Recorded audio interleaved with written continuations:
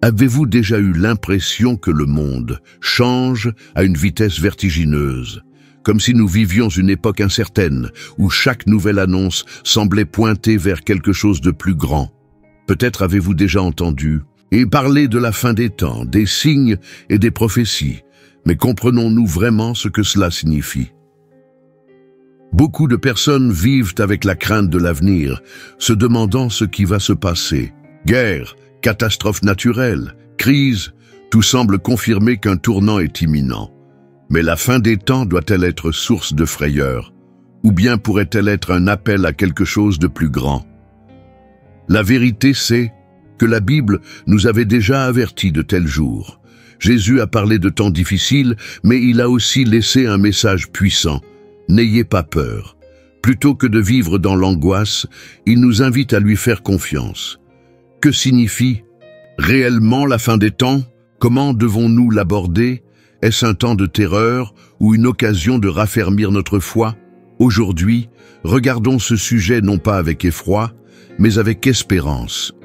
Car si nous comprenons ce que Dieu a déjà révélé, nous verrons que la fin n'est pas une conclusion, mais le commencement de quelque chose de bien plus grand. L'inconnu fait toujours peur. Lorsqu'on entend parler de la fin des temps, il est naturel de ressentir une angoisse sourde. Et si tout ce que nous connaissons changeait du jour au lendemain? Et si nous n'étions pas prêts? Beaucoup de gens évitent ce sujet. Certains préfèrent l'ignorer, comme si cela pouvait empêcher son arrivée. D'autres paniquent, terrifiés par l'incertitude de l'avenir. Et puis, il y a ceux qui cherchent des réponses partout, scrutant chaque nouvelle comme un signe, espérant verser le mystère et prédire une date exacte. Mais cette inquiétude n'a rien de nouveau. Dès l'époque de Jésus, ses disciples lui demandaient déjà « Quand ces choses arriveront-elles » Matthieu 24, 3. L'être humain veut avoir le contrôle. Il veut se préparer au pire. Il veut des certitudes. Et si nous abordions ce sujet sous un angle différent? Et si, au lieu de la peur, nous y voyons une occasion de réfléchir et de nous transformer? La fin des temps est-elle un événement lointain ou quelque chose qui a déjà commencé en nous?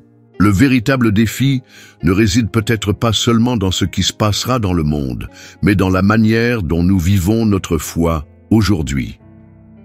Depuis le commencement, Dieu a clairement montré que l'histoire de l'humanité suit un dessein. La fin des temps n'est pas un accident, mais une étape d'un plan divin qui est déjà en marche. Et ce plan ne parle pas de destruction, mais de restauration. Lorsque les disciples ont interrogé Jésus sur les signes de la fin, il n'a pas seulement évoqué les guerres, les crises et les faux prophètes. Il a dit quelque chose de bien plus profond.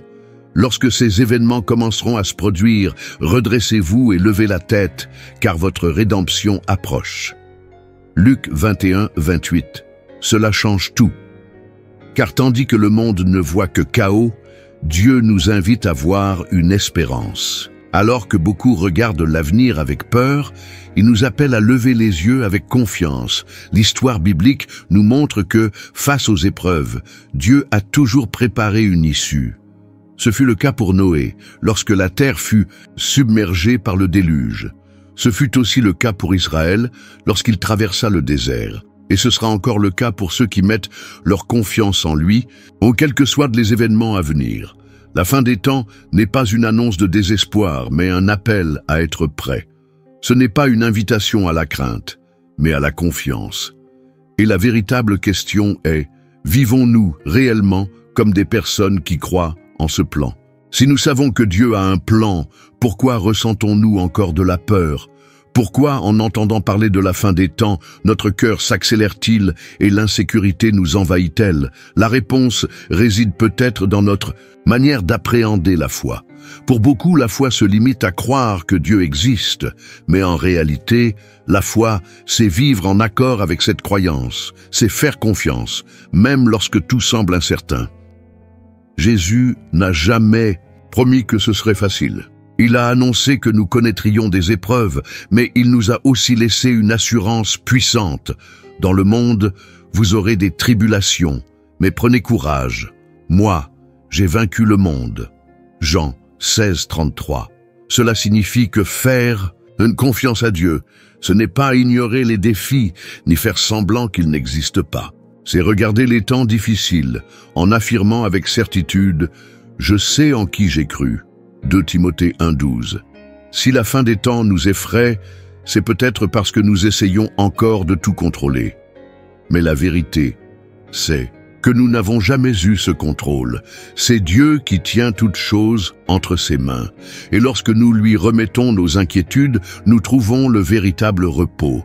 Cette invitation n'est pas un appel à la passivité, mais à un changement de perspective, à abandonner la peur et à embrasser une confiance profonde qui nous pousse à vivre avec un but et du courage.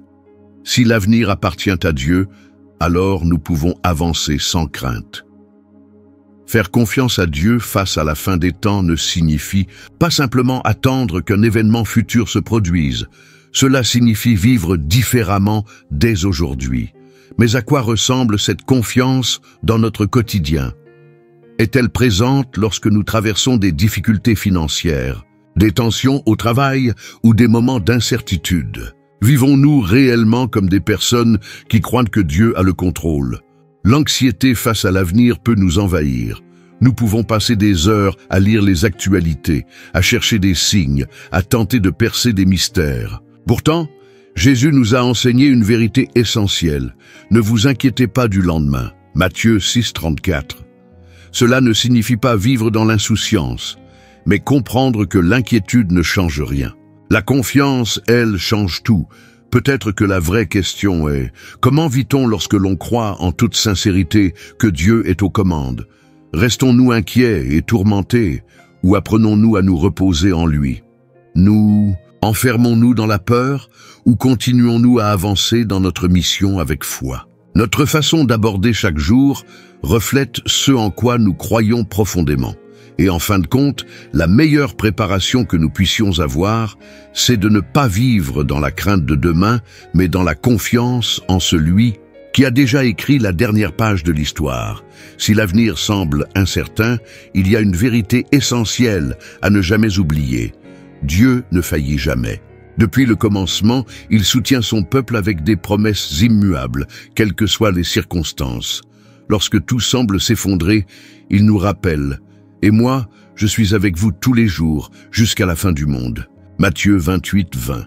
Cela signifie que peu importe ce qui arrive, nous ne sommes jamais seuls. Lorsque la peur tente de nous paralyser, il déclare « Ne crains rien, car je suis avec toi. » Ésaïe 41, 10.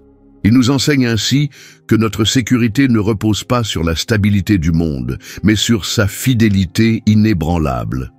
Et lorsque nous nous sentons petits face aux épreuves, il nous rappelle encore « Car je connais les projets que j'ai formés sur vous, dit l'Éternel, projets de paix et non de malheur, afin de vous donner un avenir et de l'espérance. » Jérémie 29, 11. Les promesses de Dieu ne sont pas de simples paroles réconfortantes. Elles sont des ancres qui nous maintiennent fermes au cœur des tempêtes. Ce qui nous attend peut être un mystère pour nous, mais pas pour Dieu. Il connaît déjà la fin de l'histoire, et cette fin est remplie de rédemption, de renouveau et de vie. Si Dieu a promis d'être avec nous jusqu'au bout, alors la vraie question est, vivons-nous réellement comme des personnes qui croient en cette promesse? Si la fin des temps approche, cela signifie que notre mission est plus urgente que jamais. Nous n'avons pas été appelés à vivre dans la peur, mais à être une lumière au milieu des ténèbres. Depuis toujours, Dieu a suscité des hommes et des femmes pour accomplir de grandes missions dans les moments les plus difficiles de l'histoire. Noé a construit l'arche alors que tout le monde doutait. Moïse a conduit un peuple entier à travers le désert.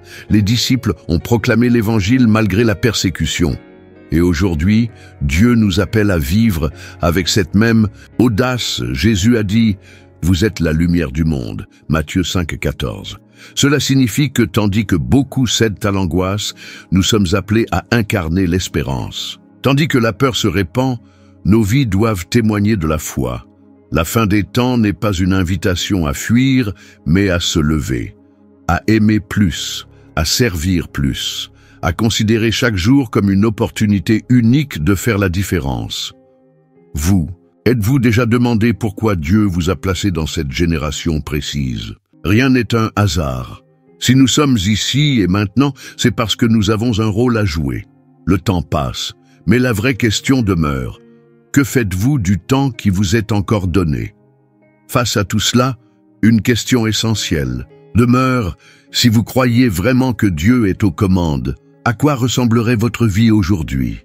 La fin des temps ne doit pas être perçue comme une menace, mais comme un rappel que chaque jour compte, que chaque choix a un but, que Dieu reste souverain, peu importe ce qui se passe autour de nous. Nous n'avons pas été appelés à vivre dans l'angoisse, mais dans la confiance. Pas pour rester figés par la peur, mais pour avancer avec foi. Car au bout du compte, ce qui importe n'est pas le chaos du monde, mais la paix que nous choisissons de porter en nous. Si Dieu a déjà écrit la fin de l'histoire et promis d'être avec nous jusqu'au dernier instant, alors notre réponse doit être sans équivoque. Vivre avec foi, aimer sans retenue et accomplir la mission qu'il nous a confiée. Avant de partir, prenez une grande inspiration.